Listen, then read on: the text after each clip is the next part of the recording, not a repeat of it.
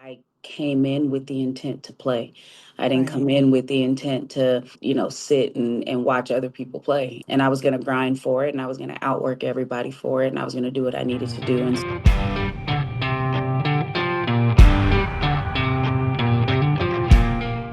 Today on the show, I'm talking with Prairie View A&M Hall of Famer and the current head volleyball coach at the University of Memphis. Cheri Lindsay is up next.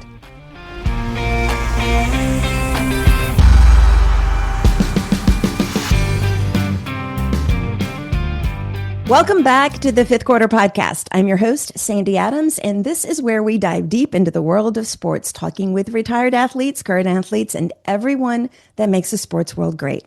A quick reminder, if you have not already, be sure to subscribe to the show. You can find us on Apple, Spotify, Audible, YouTube, and wherever you listen to your podcasts. And hey, if you love what you hear, take a screenshot of your favorite episode and share it on Instagram stories and tag us at 5TH QRT podcast so more folks can discover these stories and these people. Now, grab your iced tea or your coffee, get ready to be motivated and inspired because this is where the real stories are told. Today's guest knows a thing or two about building something. As a player at Prairie View A&M, she helped build a legacy that eventually earned her a place in the university's Hall of Fame. As a coach, she spent the last 15 years building winning cultures, turning struggling programs into competitive ones, and developing young women long after the final point is scored. That work has earned her recognition as an AVCA 30 under 30 honoree, Oklahoma Coach of the Year, and one of the rising leaders in college volleyball. After completing her first season as head coach of the University of Memphis Volleyball program, she is now laying the foundation for what's next while also helping champion opportunities for women across the city through the 901 Women Initiative. Coach Lindsay, welcome to the Fifth Quarter. hi, thank you for having me. We've been trying this, I think, for almost a year or so. It's always, crazy because I always try to be respectful of like when you guys are recruiting or you're in season or whatever. And it's just been a crazy year for Memphis athletics, good and crazy and all those things. And just really excited to learn more about you and hopefully everybody else will learn more about you and volleyball at the University of Memphis. Yeah, thank you for having me. I'm super excited. I've been following you on TikTok and we're going to talk about that later, but I love seeing all the little extra things that people do and just getting a little insight into what's going on. I can't even remember when we first met. I think I met you at like a 901 women's event, like a year or two ago, or something like that. It's crazy. So the one thing I didn't realize was you grew up in Colorado. Yes, born and raised Denver, Colorado. So that's quite a difference from Memphis. I feel like Colorado is different from everywhere that I've been, particularly when I go back home. Like I went home this past weekend for my sister's wedding, and I was like, it's changed even more than what it was when I left. So, quite, but it's different. But I feel like I've always been built for the South, so that's why I went to school in Texas. So it all makes sense.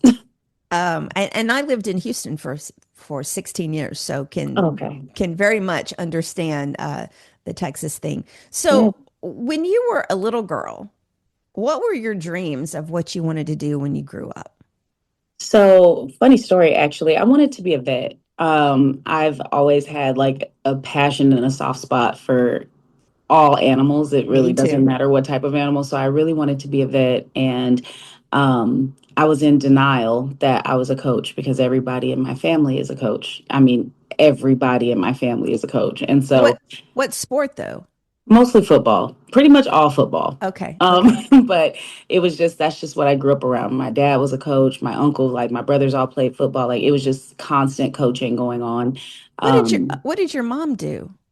My mom my stepmom is a therapist, and then my mom she also does like some like physical fitness type of things as well. So yeah. So you thought you were going to be a vet. When did that dream change?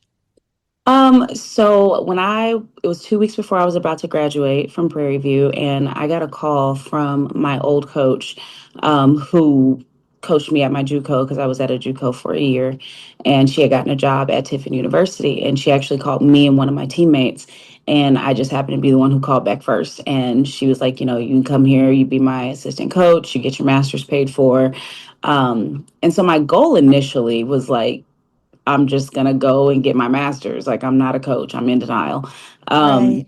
and then I found out that I was actually really good at it. And I ended up changing my master's to business. And then I got another one in education just because I knew at that point after I was there that I was kind of built to be a coach. So, So what was your undergraduate in?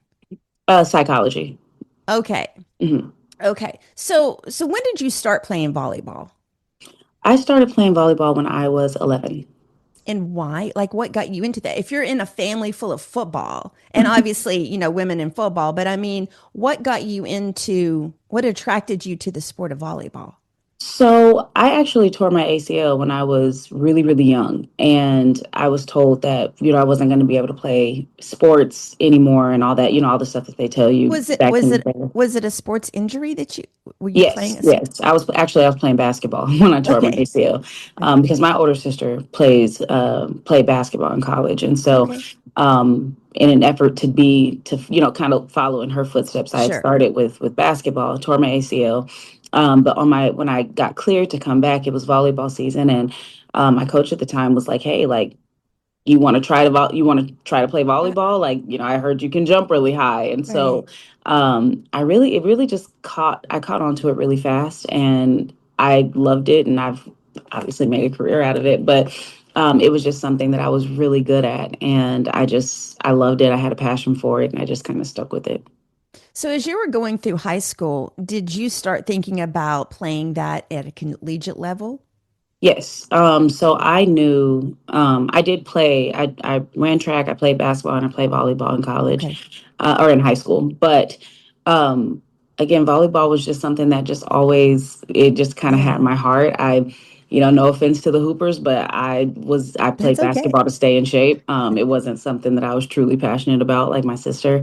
And so, yeah, I knew right away. I know in our household, you either got a scholarship or you had to pay for your own school Sure. because we couldn't afford it. Right. And so, my sister got her scholarship, and it just kind of became a thing. And so, definitely knew that I was going to go and play sports in college. That was never a question. Right. The passion for volleyball though came when I probably after my freshman year of high school. I was like, yeah, this is what I want to do. So what was it like growing up I think you have five siblings or you're one of five kids? I'm one of five. Yeah. So what was that? I grew up, so I have an older brother and older sister, but they were already out of the house when I was like old enough to remember anything. Yeah. So what was that like growing up one of five? Mhm. Loud. So I have an older sister, and then I'm the second oldest, and then we have three younger brothers. Oh Um, my gosh. but honestly, it was great. I wouldn't have done it any other way. I feel like Yeah, we were each other's friends. We had friends, but none of us really had like a ton of outside friends outside of sure. our family. But um, it was really cool to be a part of like such a close knit family. And it wasn't Yeah, until probably within the last couple of years that I really realized how special that my family yeah, is and how special my siblings are because we talk every day, like to some yeah, extent, whether it's in our group chat or that we're sending funny videos to each other or something. There's some type of communication that goes on.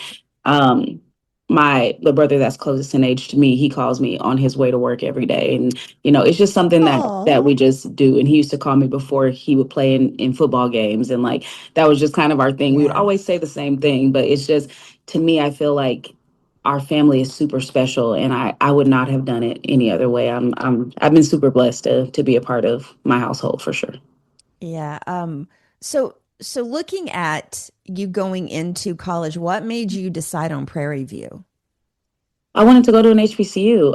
Okay. I was being recruited to play at other schools, which was fine. But I've always wanted to go to an HBCU. And actually, what prompted that was when I was younger, I had a Grambling starter jacket. I'm not sure where we got this starter jacket from. I don't know if you even remember starter jackets back in Yes, the I day, do. but yes, I had a Grambling starter jacket, and I was like, oh, I'm going to Grambling. I had no idea what it was, where it was. It didn't matter. I wanted to go to Grambling. So when I became of recruitable age, I contacted the coach there, and she told me I was too short to hit for her and to Okay, play can I for just shout out what you just said? When her. you got to a recruitable age, Mm-hmm. you contacted the coach. Absolutely. Because Yeah. I think a lot of, and maybe I speak out of turn, a lot of kids these days expect everybody to come to them. I think it's easier now, right? Because like when I was sending out recruiting stuff, it was like we were sending stuff in the mail. You know what Hey, I mean? Like an but email, yeah, I mean it, yeah. But So I it's mean, just a little I bit just, different. so you reach out to them and they say you were too short. So what was Mhm. that whole process then? And I was crushed. I was like, oh my gosh, like this is where I wanted to be. And then one of my teammates, she at my junior college, she was sending out, her stuff because she was a sophomore. I had no intention of staying at my JUCO for more than a year, so I knew that I was gonna go somewhere. And so she had actually sent out her video to Prairie View, and they were like, "Oh yeah, you're good, but what is number 11's name?" And then my middle also, her name was Rosie. So Hmm. they invited all three of us down for a visit, and offered me on the spot. And I had never been to Prairie View. I had never heard of Prairie View prior to that, and I was like, "This school is amazing. Like this place is Right. amazing. The facilities were amazing then. They're even more amazing now." But it was just so like ahead of its time as far as like Yeah. facilities and everything amongst the HBCUs. And so I loved it. I loved my experience there. I loved the play there. I loved my teammates there. Like I still talk to most of my teammates. And so we stayed there our entire college career, which is kind of unheard of nowadays. Yeah, really, Um, isn't it? but yeah, it's really cool. So I enjoy it. you were there in 2008 through 2011. Mhm. Um, at that time, you know, because here in Memphis, I really didn't see or notice volleyball really taking off as a sport Mhm. until like the past several years. And Yeah. so back in 2008, for an HBCU or any school even, they obviously put a lot of money and effort into the volleyball program. And did they see something ahead of the time, or was the area just different, the atmosphere different for volleyball there? I think that it's safe to say that it's the area, right? Like Texas is kind of like the volleyball state, Okay. outside of like you have your Florida, you have California, but Right. Texas is like a lot of talent in Texas. And so I feel like Texas is pretty, beyond before its time when it came to Right. the volleyball piece and like of course some of the coastal areas as well.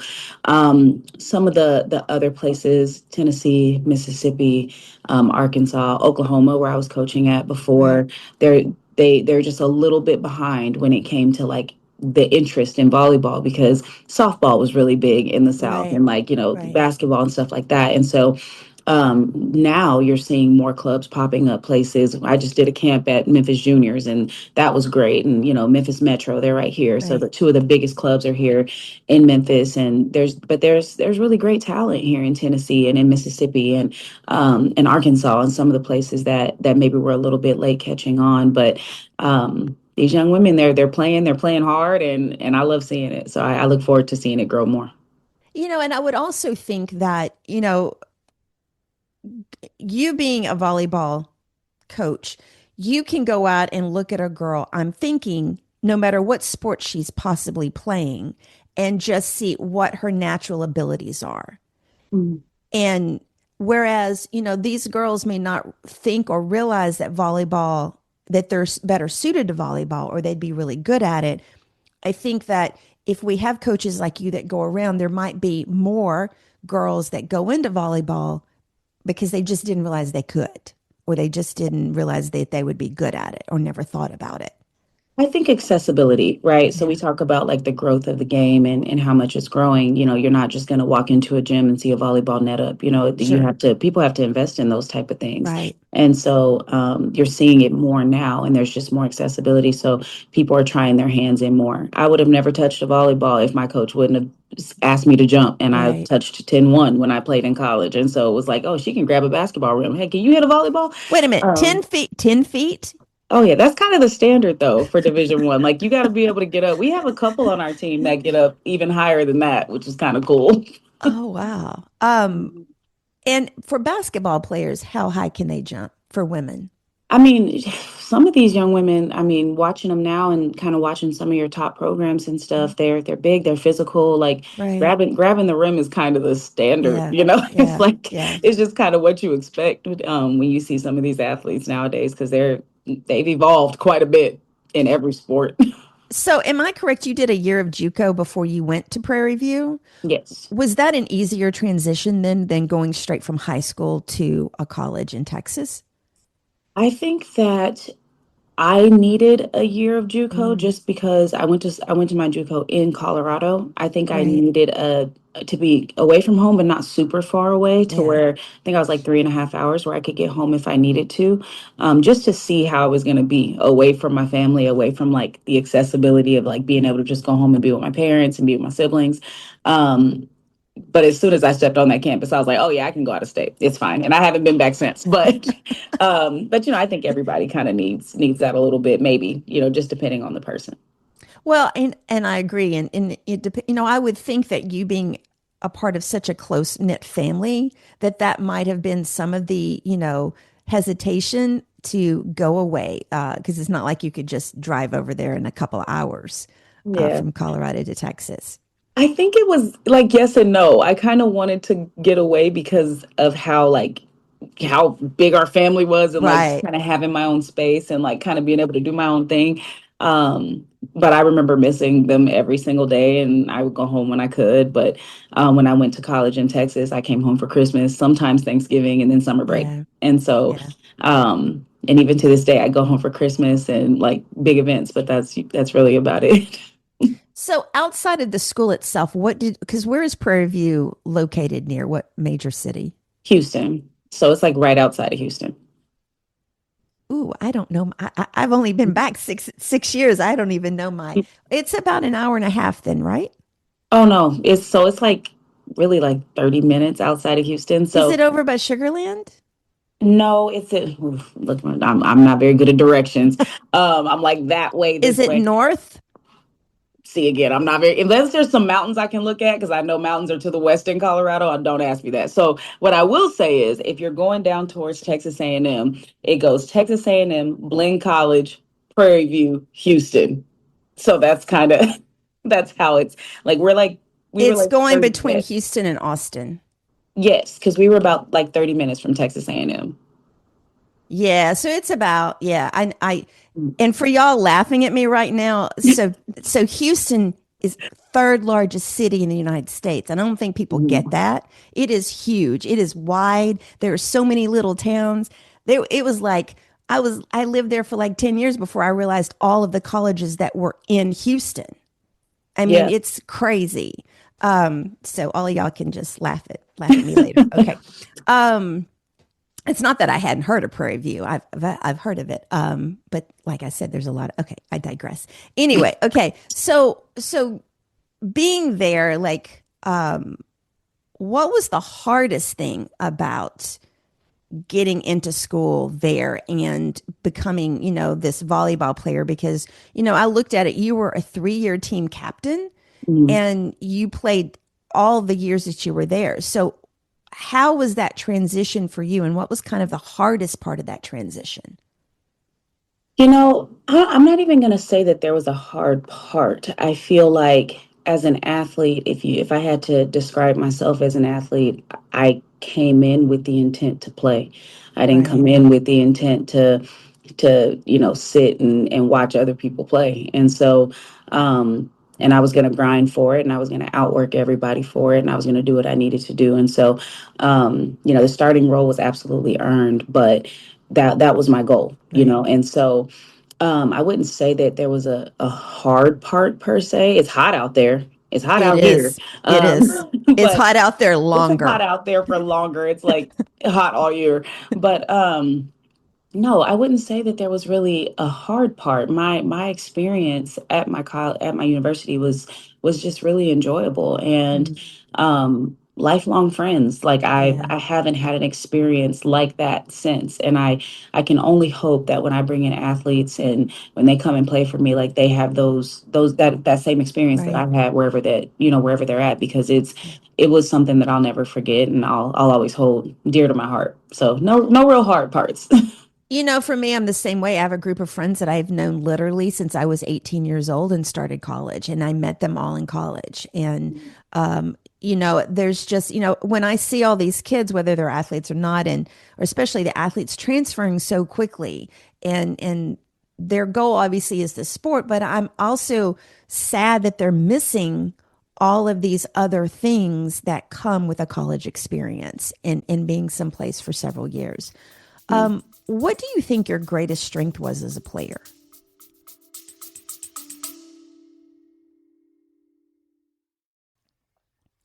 All right, before we get into the next topic, I want to take a quick moment to tell you about something that can really help you level up your personal brand.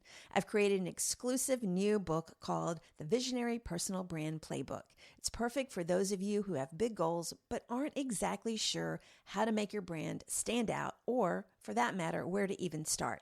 It's packed with actionable tips that you can start using right now, today. If you're interested, head over to my website at sandy-adams.com/playbook and grab your copy. Now back to the show.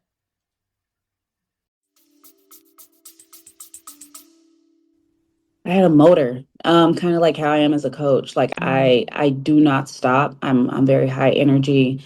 I think that my strength was, for one, be just being able to jump high, and I could hit yeah, the ball really hard. I wanted the best for everybody, but I was always going to do my job. And I right. was a player who, if we didn't win, I felt like it was my fault. If we won, I felt like Mm, I could have done better. So like kind of just had the feeling of just never being satisfied, in a good way though. Like right. always like wanting to get better every day. And working as hard as I could to get there.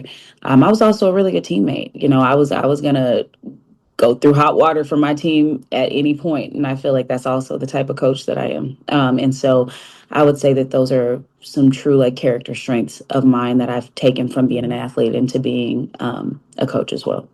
Did you ever think about playing pro volleyball afterwards? Or what I, are the or what are the opportunities to play pro volleyball?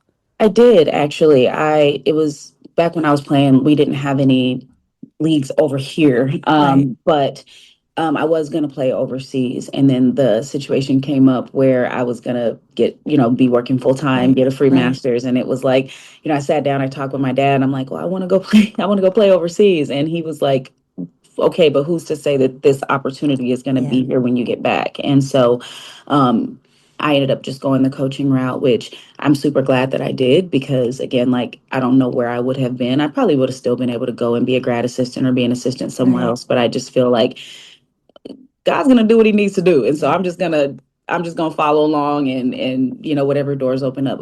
But over here now, I mean, we do have some domestic leagues that these athletes can play in, which is really cool. We have the MLV, which is like Major League Volleyball. We have Right. League One, Pro Volley, which is Love B, Athletes Unlimited. Like there's other options for athletes now Mm. to play over here. They do a draft, they do all the things, and it's really fun to watch. They get really big crowds, and it's really cool. And so there's still the option to go overseas, but there's also options to stay over here and play domestically as well. So when you're looking at volleyball, I've seen indoor volleyball and then I've seen beach volleyball. Mhm. And obviously, the beach volleyball is big with the Olympics, and Gabby Reese, she was big into that.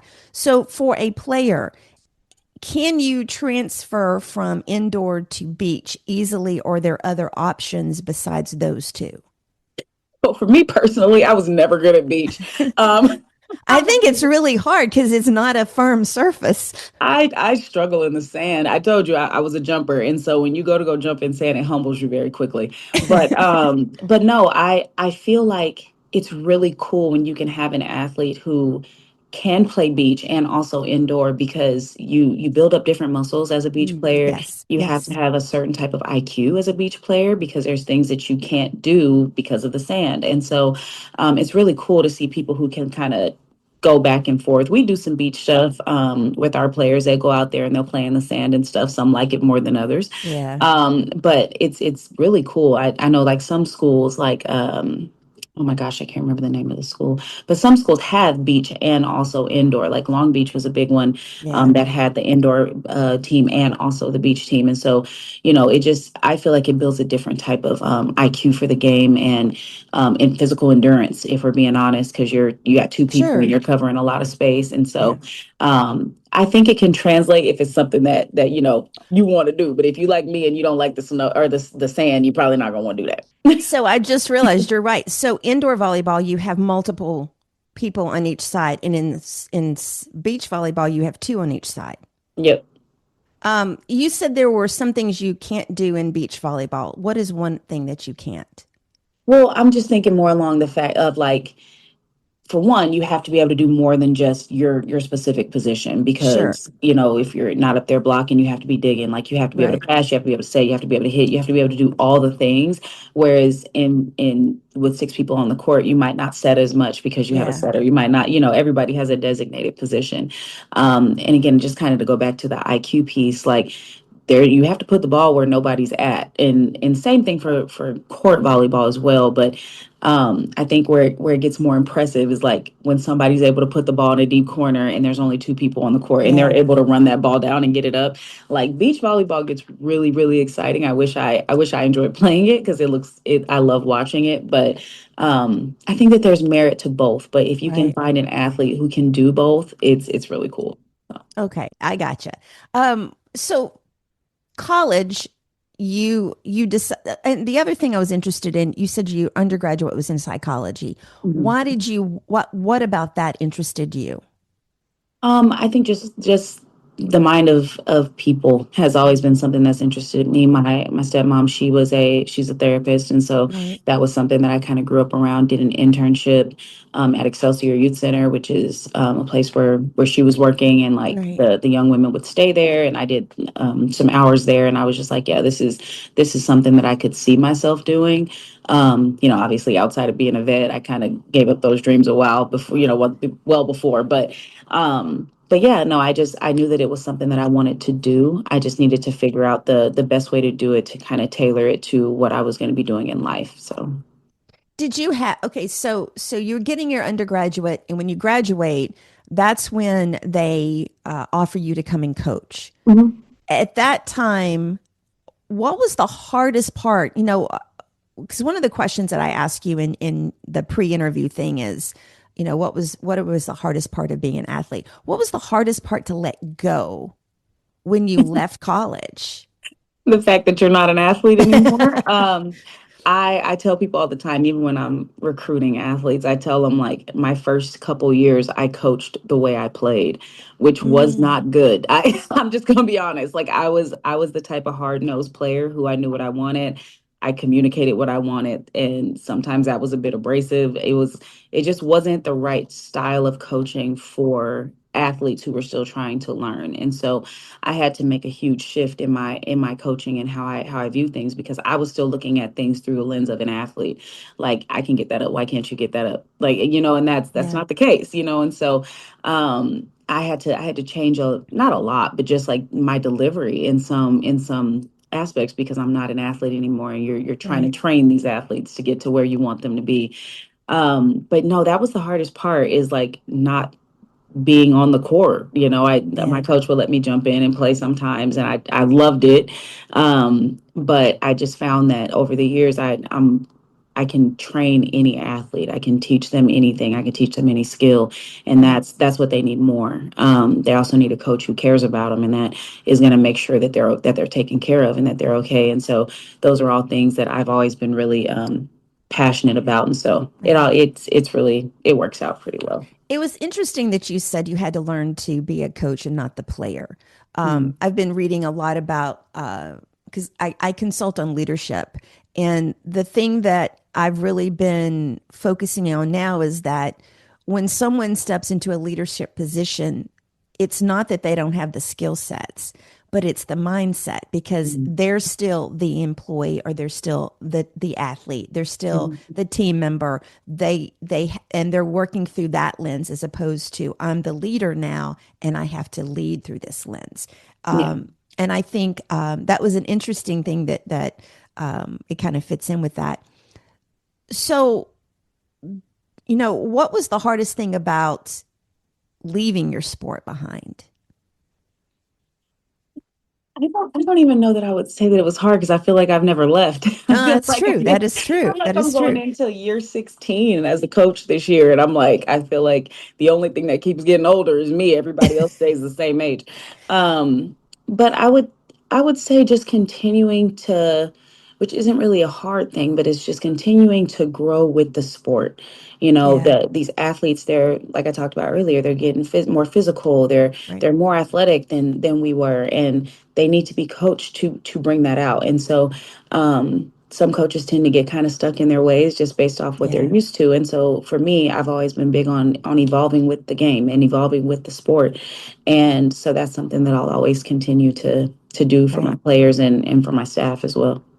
So one of the things that I really am fascinated about is the identity and how an athlete's identity kind of changes as they go through life. What was the part of your identity as an athlete that was the hardest to let go of? Hmm. That was the hardest to let go of as an athlete. I would say the hardest the hardest piece, I think that college is a gift. And I think that being Mm, able to compete in college is a gift. And when you're so used to having everything kind of like given, not given to you, but like, here's your gear, that's right. here's your That's right. facility, here's all the things, here's your housing, here's your meals. We're gonna make sure you're taken care of. And then you get into the real world and you're like, wait, nobody's doing this for me. That's Like, right. wait, no one cares. Like I'm all washed up and no one cares because the new generation is coming in. I think that sometimes that's a hard thing for a lot of athletes to deal with, especially like some of your really, really high level Yes, athletes. it is. It can be a little difficult, like to kind of leave behind, I guess, the stardom, if you Yeah, will, of being able to be like, I was that person once, and now somebody else is there, and they only care about that person. And so that was a little bit difficult for me. But yeah, again, I went straight into coaching, and so I was yeah, trying to build the next Cheri Lindsay. I didn't have time to worry about folks that was growing and trying to come in under me at Prairie View because it was like I want to make right. people better. So it's really that's what I would say. You know, uh, and you did not have any transition period really. You just went right into it for a lot of Mm. the, and part of one of the biggest reasons this podcast was started was because of the difficult transition when athletes finish their career and Yeah. the transition into what they do next. And it's almost never easy for most people. Mhm. Um, the identity part is from what I've seen, it's sometimes it's easier for women versus men Mhm. because some of the things we've talked about on here is that for women, the pro options are not as there's not a lot out there for women when it comes to Yeah. pro options, not as many. And women kind of start college with sports sometimes being the plan B and not the plan Mhm. A. Where I think for men it's the opposite. It's the plan A and they don't necessarily think about plan B. Yeah. I think that it's different now though. I think that these young women, like when I go and I recruit, like I've been blown away by like having conversations on J15, which is when they become of recruitable age of their rising Right. junior year. So like next week we'll be able to talk to Right. 2028s, and some of these young women are 15, 16 years old. And I've been blown away by the conversations that I've been having on J15 for probably the last maybe 5 years because these young women, they know they want to play volleyball in college. Right. They know what they have great questions to ask when they talk to us college coaches. It's actually um, it's awesome. They know what they want to major in. Some of them do. Most of them are coming in with really high GPAs. So it's just Yeah. been really cool to kind of see because I know personally when I was 16 years old, I couldn't have told you what I would have I said on that phone. I could, yeah, I wouldn't. There is no way. It's I can't even but imagine it's that. cool. Like it's really cool again because like the game is evolving, the athletes are Sure it evolving. is. They start playing so young now that they know what they want, and it's really neat to see. You I'm know, excited. I also think society and technology has evolved so much. They've got kids on learning foreign languages and on computers and everything in like kindergarten. in kindergarten, I was just learning how to like, I don't know, write my name. You know, Exactly. like there's just so much. Somebody the other day was like, I sent them a funny TikTok that said, it said something about it had like a cassette tape with a pencil and it said, you don't know how hard it was to have to rewind a cassette tape with a pencil. Okay. And I'm like, do y'all even realize like how satisfying it was to hang up a real phone, like slam that receiver down? And now Hmm. you just have to push a button. But Yeah. I digress a little bit. Right. I'm like, you was hanging up on people, right? Oh, that was so satisfying. But you know that there is it's so much more advanced. You're right. They are learning so much at a younger age, Mhm. and it's showing up tremendously across the board. And I think that's wonderful. Um, so the thing is, when you got into coaching, what was one of the other than you know you had to learn to coach through the lens of a coach versus a player? What Mhm. was one of the other things that kind of was something that you were surprised at when you got into coaching? I was surprised at everything that went into it. You know, like when you're an athlete, you just show up, you play, you show up, you come to practice, you show up, your food is ready for you, all those things. But somebody got to do that though, right? And so when I started off as an assistant, you know, you come in and they're like, you got to order all the meals, you got to book Yes. all the hotels, you got to book flights, you got to do these things. And I'm like, I've never even done any of that for myself, let alone a team of 18 players, you know what I Right. mean? And so, and recruiting and learning how to talk to recruits on the Yeah. phone. And I'll never forget my first recruiting call. I tried to call a JUCO coach in Arizona, and I didn't. I didn't think about time zones at the Oh, yeah. time. I was just like, let me just call this guy because there's some players that I want. And I've been at work for a couple hours. Well, I didn't Right. take into account that he was in Arizona Yeah. and he had a brand new baby. And apparently I called and woke that child up and he was not happy with me. Oh And my God. and I did not get that player, by the way. And so just like learning how to do those things and then learning how to separate myself as from a coach and like I'm the same age as some of these athletes, you know, Yes. so because there were seniors that were on that team that were maybe a year older younger than me. And so learning how to kind of create that barrier there to where yes, I am still a young coach, but I am still a coach. You know, I'm not Right. here to be your bestie. And I made mistakes. I absolutely made mistakes as a young coach. And thank goodness that Dana was nice about some of those things. But yeah, I think that that was probably the most difficult piece, I would say. How do you think you changed from when you left college to say 5 years into coaching? How do you think you changed as a person? Man, I would say so. I was at Tiffin for 3 seasons, and then I got my first head coaching job when I was 24, and That is it freaking amazing. yeah, I was at Bethany College. That was some of the best years of my life. Where's Uh, Beth? Where is that at? it's in Kansas. It's a small NAIA in Kansas. And I took the job for a couple reasons. For one, because I was like, I'm ready to be a head coach. I was not ready to be a head coach, but in my mind I was. And it was close, it was closer to Colorado. So I Sure. was about 6 hours. And so during that time I had two brothers who were going through college football. And so I was like, oh, I can, you know, go to those games on Saturdays because we played on Fridays. So I was like, yeah, this is perfect. So ended up going to Bethany College. Actually, one of my first ever recruits, her name is Kim. She is in Memphis actually because her husband went to University of Memphis, and so she lives in the area. So, and I'm sure she has some very interesting stories to tell about 24-year-old head coach Cheri Lindsay. But that so I had to kind of I had to grow up really quickly and like it became like, oh, you know, I'm just doing this for fun. I'm trying to prove that I can be a head coach to being like, I can actually win games and Right. but I'm also responsible for more than just myself. I'm responsible for these young women's mental health. I'm Yeah. responsible for to make sure that they're okay, that they're taken care of. We were driving vans at night, like 24 years old, Yeah. driving van in the middle of the night to get these athletes home and you know, having to kind of be the safety aspect of it, right? And Right. so had to grow up very, very quickly. And But it was great, and I wouldn't change it for the world. So if you're ever able to stop into Lindsborg, Kansas, it's known as Little Sweden. So with the second that you get there, it looks just like Sweden. It's cobblestones, has dollar horses all over the Oh place. my God. It's a really neat little place. So I that was where I started my head coaching career. It is interesting. I have a friend, he coaches high school basketball, and he said, like, his players were like, they didn't even realize like how the uniforms got washed. And he's like, do you think a little like fairy comes in the middle of the night and washes Mhm. everything?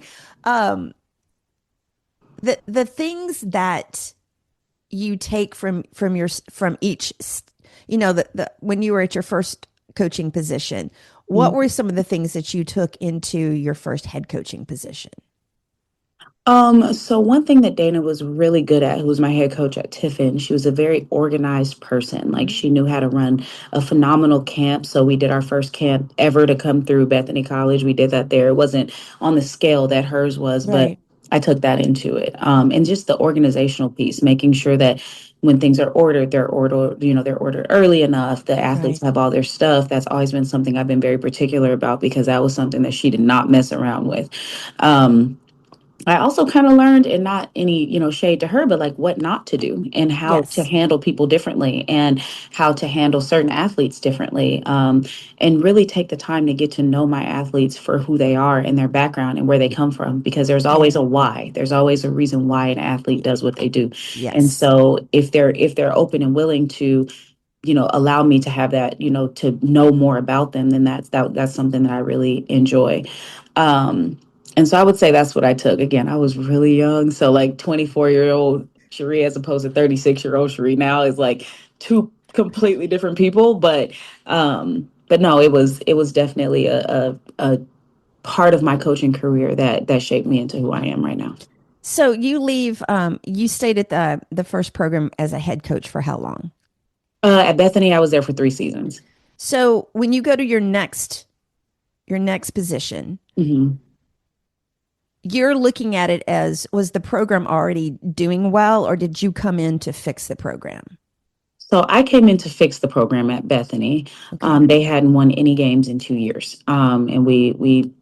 we did actually pretty well. And then when we left, the new coach who came in, she was left with a very solid team, Right. and they did really well. And so, but my first Division I job was at Seattle University with James Finley.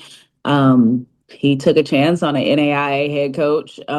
So my teammate in college, her wife, she actually is, well, she was an assistant coach at Seattle U. And so it was really cool because, like, I think we met in Dallas or something like that. And I Right. met her and she's like, "Oh, our volleyball coach is looking for an assistant coach." And I was like, "Well, go ahead and put my name in," just messing around. And I was working at Seattle like 2 weeks later. But I was his head coach, or not, I'm sorry. I was his first assistant, and I was also his recruiting coordinator. And so that was a whole different slew of things. We're actually booking flights here.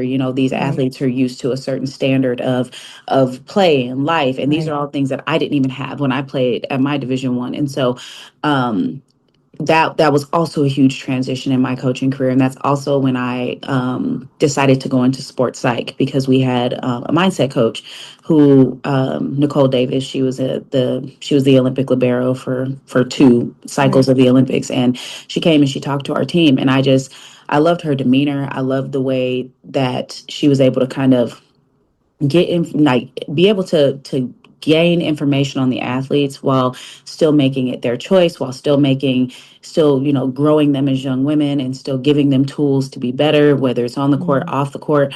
And I was like, wow, this is something that I could really see myself doing. And so I feel like my trip to Seattle was really a huge turning point Right. in my coaching career. Um, so how that Seattle from Kansas, that's a big Yeah. change too. Yes, quite a bit different up there than it is in old Kansas. So So when you go to your next program, where did you go after Seattle? I went to East Central University. So I went during COVID, and actually I got there As soon as Seattle shut down, because that's where the first case of COVID was, I was interviewing and stuff, and I got there. I think it was like a week before the city shut down. I Right. got to Oklahoma, and so that was I guess, my first head job after leaving Seattle, where I could Right. like put into effect my mindset training model that I wanted to do for my dissertation, and kind of tried it out on my group that was there to it's gonna go well or it's not. COVID season doesn't count. And actually, Coach Kaiser, who's my assistant coach here, she was on that team, and they did phenomenal. And it was another team that we basically were flipping. We were building from the ground up, Right. um, and we did it successfully. And man, I really enjoyed. If I had to pinpoint a school that I really, really loved my experience there, it would be East Central University, in old Ada, Oklahoma, which is just something that I would have never thought that I would say. But the athletes there, the administration there, the city there, it was just something that I really enjoyed and grew as a head coach. So when you look at going into a program, so if you think about Oklahoma and you're going there to build that program, Mhm. obviously you wanted to put into that mindset thing from your dissertation. But Mhm. but what is the other thing when you look at it and say these are the top three things that need to happen in order to build the best foundation to improve the program? Yeah.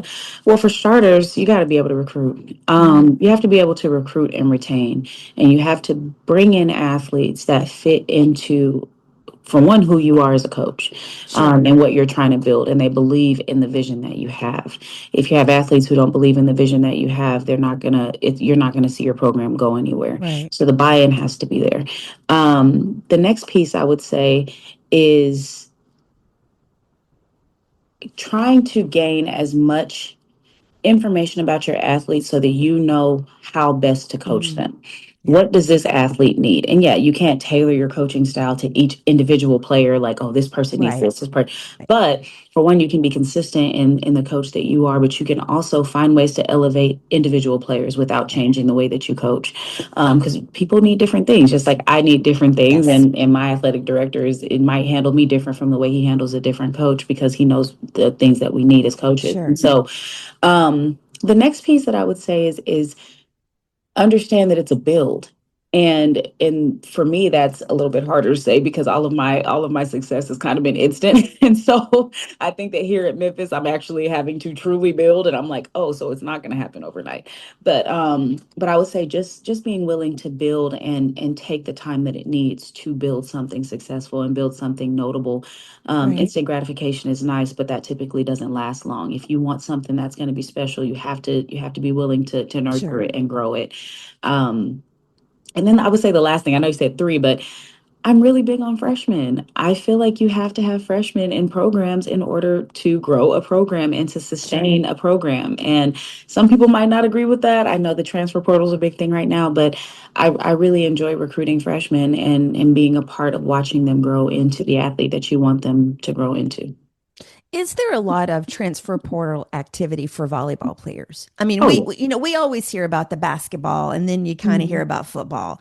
But, is there a lot where girls are going after 1 year to another school? Oh yeah. Yeah. There's a lot of the transfer portal has been really big for volleyball. I would say it got really big maybe my first year at Seattle, or no, not at Seattle, at East Central, first or second year at East Central. That's when it became started kind of growing. And so yeah, athletes are transferring just like any other sport. So you're at Oklahoma, you're building this program. The next stop is Memphis, correct? No, it's Prairie View. I went to my alma mater. Oh, that's right. Sorry. Mhm. Yep. Um, I am interested because we've talked about Prairie View, but I want to understand what was the interesting aspect about coming to Memphis? So from Prairie View, funny story. So we actually, my second year, because I was only at my alma mater for 2 years. Okay. When I first got there, I had actually told my coach or my athletic director at East Central, I was like, AD, I'm here. I love it here. Like, I Right. don't see myself leaving. The only place I would leave for would be my alma mater. And like a month later, I got a call from Prairie View. Okay, that's cool. But so I ended up, at Prairie View again, another rebuild, Right. flipping a program. Successfully did that. But we actually played Memphis my second year at a tournament in Oh, Arizona, and we okay. beat Memphis in four. And they played really hard, though. I remember really enjoying watching the team play. I really enjoyed watching Memphis play, and I just felt like they were a really great team that maybe just needed a little bit of something else, or Right. maybe needed a couple more pieces and stuff like that. But when I got the call about Memphis, I was like, what a small world. Like what a full Yeah. circle situation where ended up coming here. So when I came on my interview, I had never been to Tennessee. I had been through here for like a tournament, but I had never Right. like been to Tennessee. So I didn't really know what to expect. I came into it with the same things that everybody else says about the South or about Memphis. And man, and it was cold when I came here. It was right before the ice storm came, but I liked it a lot. I was like, I can tell it's going to be super green here. There's a lot of trees here. The food was phenomenal. I don't remember exactly where we ate on my interview, but I Right. remember it being I'm really sure it good. was good.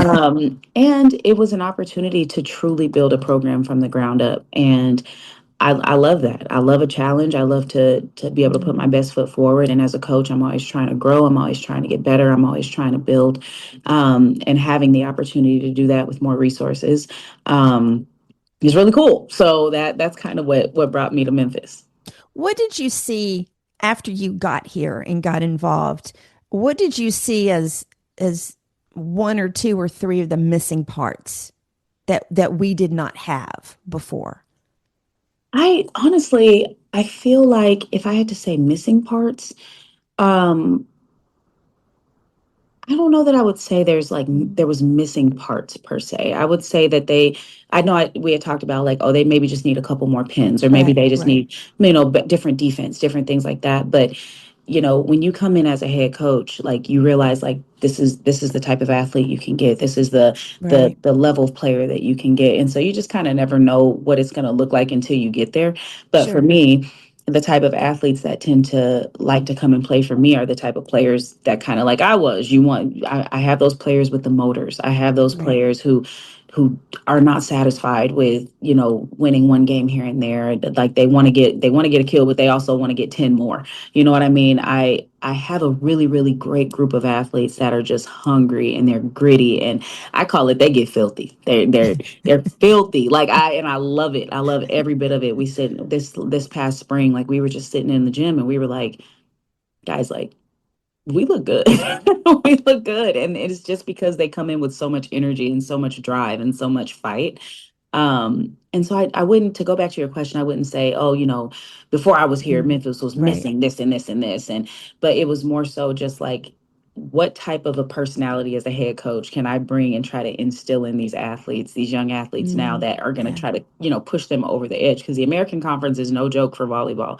Right. Three teams in our conference went to the NCAA's this year, and And that's it's that's a crazy. lot. It's a It lot. is. And so we're playing against some heavy hitters and some really really good teams. And so if we can find a way to get these athletes to turn the corner, Mhm. then I would say that would be the need that we got them to where they needed to be. So and I think we're on the right track for that. What was something after you were so let's look at okay, your first year. Mhm. What is something that you learned about Memphis during that first year that surprised you? I was And maybe that's the team, the university, or the city, but what surprised you the most after your first year? After my first year, I would say the thing that will always surprise me and I'll always be like truly grateful for here at the University of Memphis is this city, the obsession with this school and how much this city loves this school is amazing to me. It's I've always wanted to coach at a school where the city was It part of is the school. crazy. Yeah, like It is it's crazy. see blue flags everywhere. I was actually talking to my sports supervisor Keela because we were talking about the tigers around. And I was like, I live in Bartlett. And I was like, there's like a random tiger in someone's front yard in my neighborhood. And she was like, huh? And I was like, there's a tiger Yeah. and somebody and and so I went and found it. I went on this wild goose chase to find it, and it was sure enough one of these big tigers that's everywhere in the city. It was in Right. somebody's front yard. I don't know if it was supposed to be there or not, but I know it's there. But it's just, people care about this school, and they want to see not just athletics be successful, but the school itself. And Yes. there's a lot of history here. There's a lot of culture here at this school, and Mm. so it just was super refreshing to like get here and just see the backing and see people that want to know not just me as a head coach, but they want to know my team. They want to know, Yeah. they were excited, to come and watch games and all that good stuff. And so that was something that I will always appreciate about Memphis is how much it cares about this university. I started college in 1986, and it was the first year that Larry Finch took over as head coach. Mhm. Um, the thing that, and I grew up 2 hours from Memphis. The thing for me was the same thing. I just was blown away by the love of the city. And if you think it's crazy now, like in the 90s, the early 90s, you could be standing in the grocery store line and people that would never have talked to each other are like, "Did you see the game last night? Go Tigers." I mean, it's really it's heartwarming, it's crazy. Teachers used to stop class and bring the television into the room, okay, to watch. I mean, obviously basketball, but I mean, it's Yeah. that way about the school too, and everything in Mhm. general. And it's something that it's built into the fabric of the city. Um, what was the food that you've loved the most? I always love to ask that question for people that are new to the city. So I'm kind of picky. I'm not even gonna, I'm That's be honest with okay. you. That is I'm a okay. little picky. My favorite food in the world is pho, which is like Vietnamese soup. It's like my jam. I could eat Okay. pho. There's a place called Pho Forever in Bartlett, and I eat there almost 3 times a week. I keep the lights on at that place. But aside from that, I really like going to One and Only Barbecue. Mm, I like the smaller one, the one that's like closer to the university. I like yes, that one. They have really good banana pudding and like just food I in general, but I love really like their banana. banana pudding. I love banana pudding. And then just around here, there's a lot of really cool places to eat. Mm. I went to like kind of a soul food place on Sunday around here that was really good. Had like a catfish plate, and I had to be rolled out of there. Um, Man, but there, I think the point is there's a lot of different Yeah, there food is. because it's such a diverse city that And I you don't can think get it. people, yeah, I don't think people realize that aren't from Hmm. here and don't live here. It is diverse. Yeah, yeah. We actually have a player who's transferring in. Her name is Tewa, and she's originally from Ethiopia. And her mom, when they came down, they like found 2 Ethiopian spots here. And so there's food for everybody. Whatever your taste is, whatever your flavor is, you can get it here in Memphis. So let's talk about you're going into your second season. I saw the schedule was just released. The other Yes. thing I really loved is, and I may be wrong on this, I didn't research a whole lot. Originally, y'all were playing in your practice facility, Mhm. and then you switched to playing in the Elma Rome Field House, Yes. Yes. which It's I love that Yeah, fact. it's been great. And actually, so volleyball used to always play in the Elmer Rome Fieldhouse. And they were moved over to the Finch. And so we actually practice in the Larry O. Finch Center, which used Okay, to be the men's basketball training facility. right. And so we got a brand new floor. It was done through 901 Women. It was a woman owned floor. And it's beautiful in there. The whole facility is beautiful, but it wasn't that game day environment that Yeah. it needed to be. I think that they were using the Tilton pool bleachers, and that's instantly not going to create like the No, craziest no, game day it's not. It's environment. not. It's It, not. it's tough, and so but they were still playing games in there. It was going well, but the elevation of the team when you put them in the El Marone Field House, and just kind of how that kind of bowl looks down at the court, Yeah, and the video board and all the things, it really elevated the game. It elevated the athletes' attitude towards it, because they're right. like, yeah, like we're playing in a bigger stadium, you know what I mean? Sure, And so sure. the Finch is amazing. I think that we're probably one of the only teams around for sure that has Right. such an amazing facility like that, because it's definitely a power four caliber volleyball at facility for sure. But yeah, I think that being able to play in the field house has been amazing, and I think we got a really good turnout. Being the first year, we were charging tickets. We have season tickets on sale right now, I saw that. and so when we sold season tickets, and so people are excited about volleyball being in there. And some of the alumni are like, "We're so happy that you guys are back in there because we did not want to sit on those metal bleachers." No, no. And so, so it's been really cool to get that feedback too.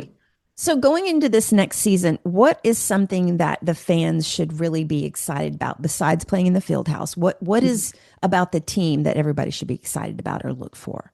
Man, it kind of just goes back to that motor that I was telling you about. I mean, we had some athletes on the team that were really good, Mhm. and they were young. Some of them were young, some of them were a little bit older, but it was still our first year out. And so now these athletes have a year under their belt of what this conference has, the type of player that they need to be, how to elevate their game in order to be able to compete in the American Conference. And then of course we added a couple. We have a really strong freshman class coming in. One of my freshmen came early, so she was here in January, which was awesome to have her here early.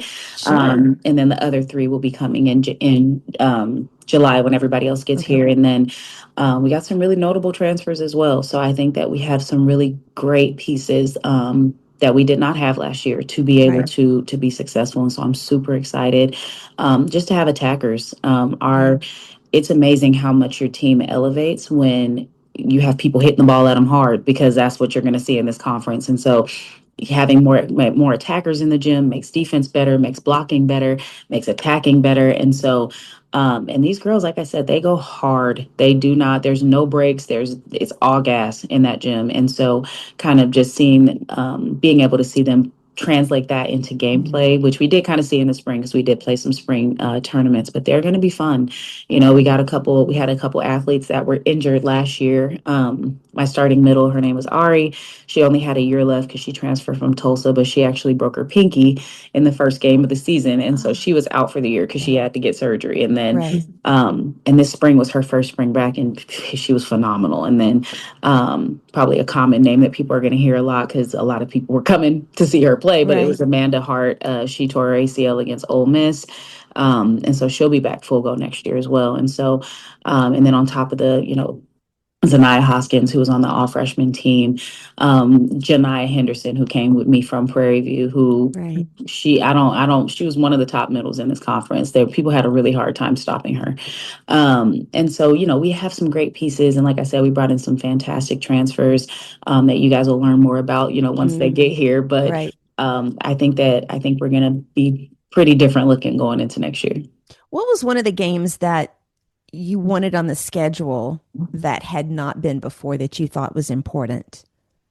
Um, well, for starters, one thing that my athletes wanted, they wanted to play higher level competition. I'm a firm believer in, yeah, you want to be the best, you got to play the best, right? And Sure. so, Sure. maybe bit off a little bit more than I could chew last year with that whole playing the best thing, but we're still going to do the same thing. I always want to play as many power fours as I possibly can. So this year we're going to get Ole Miss at home.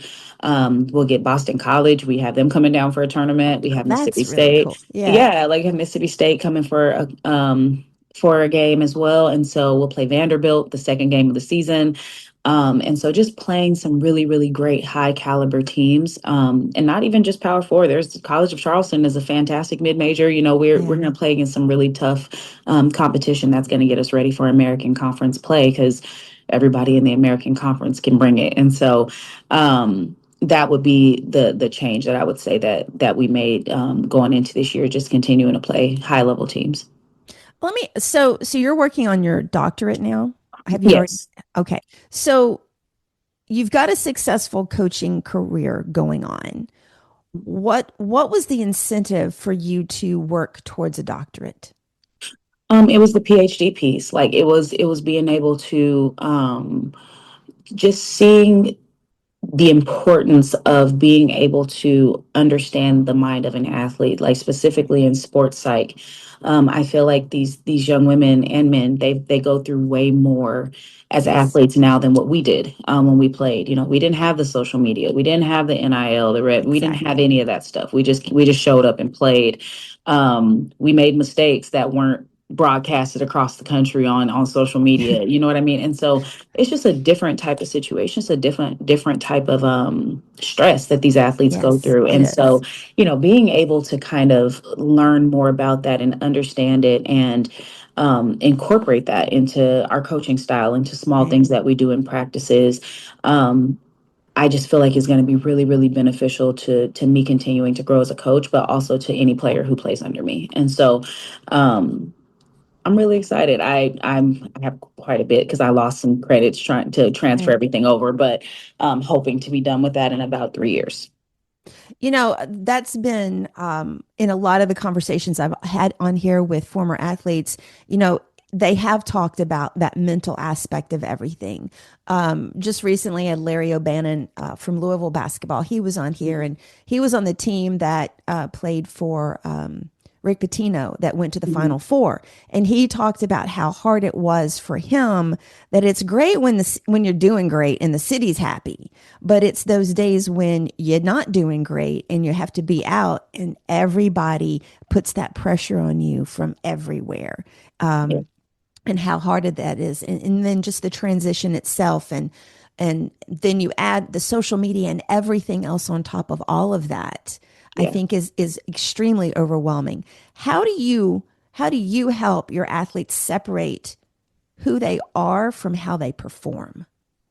So very similar to what I even tell my staff is like, yes, we are coaches, but Mm, who are you outside of that? Like, what do you like to do for fun? Like, are you right, are you just constantly thinking about volleyball, or do you like me personally? I'm a reader. I love to read.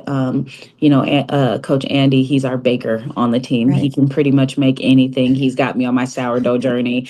I'm thriving in abundance with that a little bit, kind of.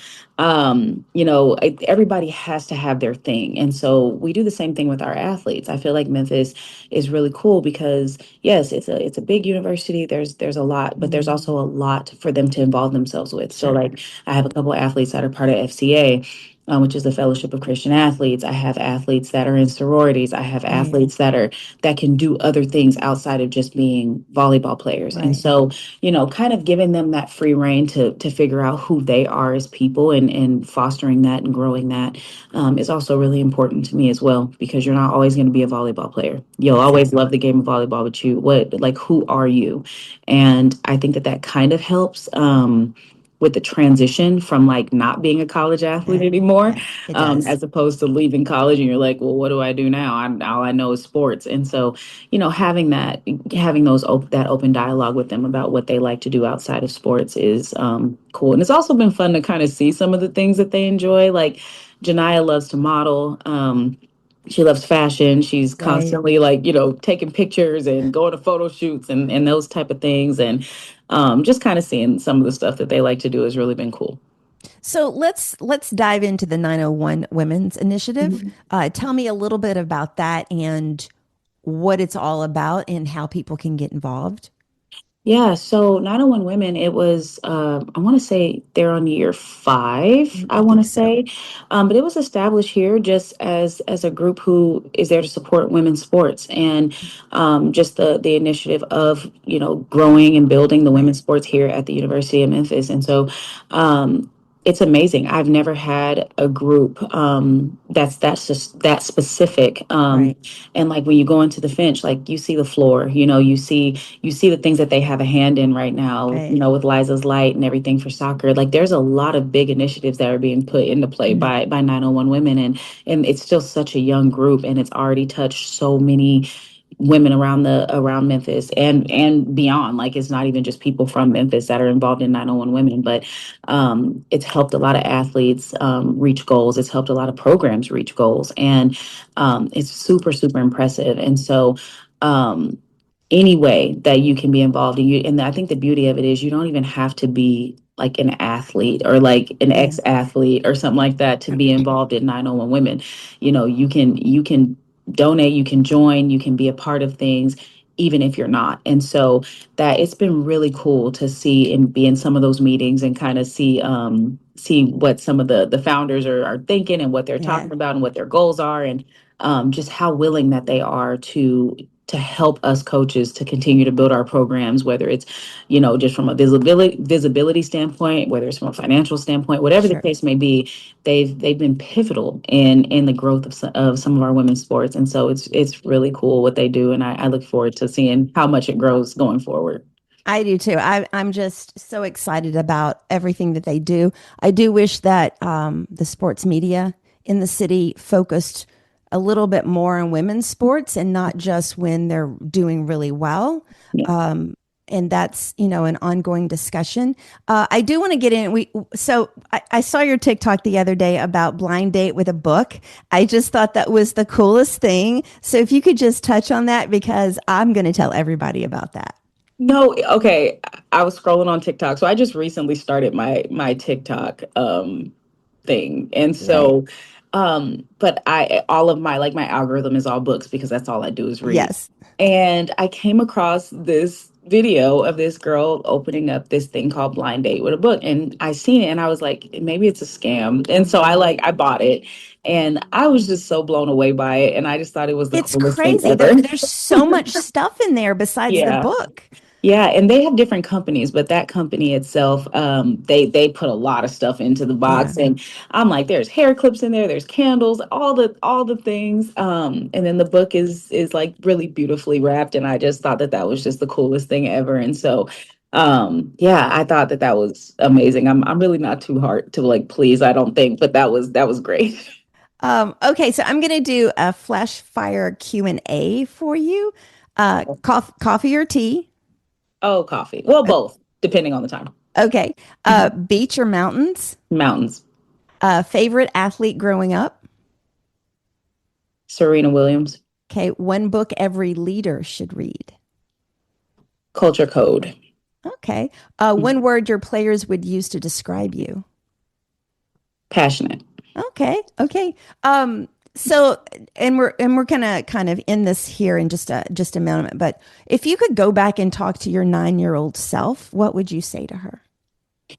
I would say keep grinding. Don't change the person that you are. Don't try to fit into the norm. Continue to think outside the box. Continue to be progressive. Right. Um, and don't let anybody ever try to change that because it's going to all work out just fine for you. What is the legacy that you hope to leave at Memphis eventually, whenever that time comes, if it comes? What is that legacy that you would like to leave here? I want I want to win a national championship. I want you to My also. I want to win a national championship, and I think that we can get there. I don't just say those things lightly. I feel like I've been in this city now for a year and some. Mm, Um, I think that we can get there. I also want to leave a legacy of graduation. I want my athletes to yeah. graduate. I want my Yeah. athletes to graduate from Memphis. I think that that's something that is a real huge goal for me. I mean, we just had Right. a 3.7 GPA this semester. That's amazing. It's high. Soccer beat us. Soccer beats everybody and everything. Women's soccer had like a 3.8, but we were getting there. But no, I want a legacy of success, whether that's on the court, off the court. I want my athletes to be successful and set up for life when they leave here. And so those are Yeah. those are the three things that I would love to see come to fruition here at the University of Memphis. Okay, so where can people follow you and Memphis Volleyball online?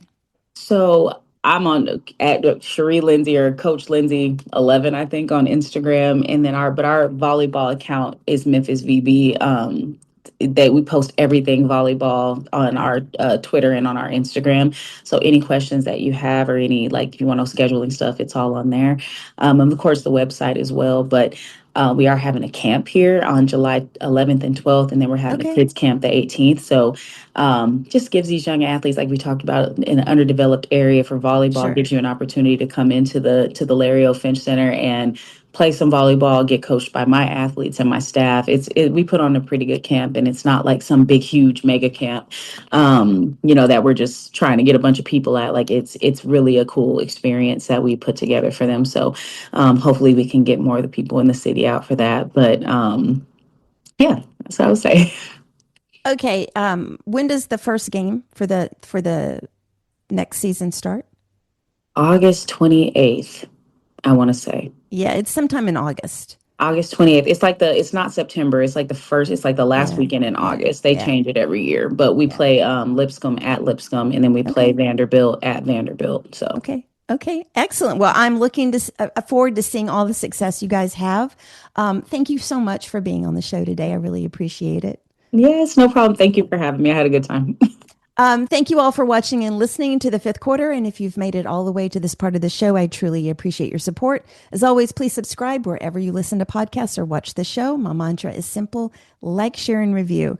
Be sure to follow us on social media at 5THQRT Podcast for updates on upcoming guests and episodes. Until next time, remember, change is our ally and it paves the way for greatness. Stay inspired. Have a great rest of the week.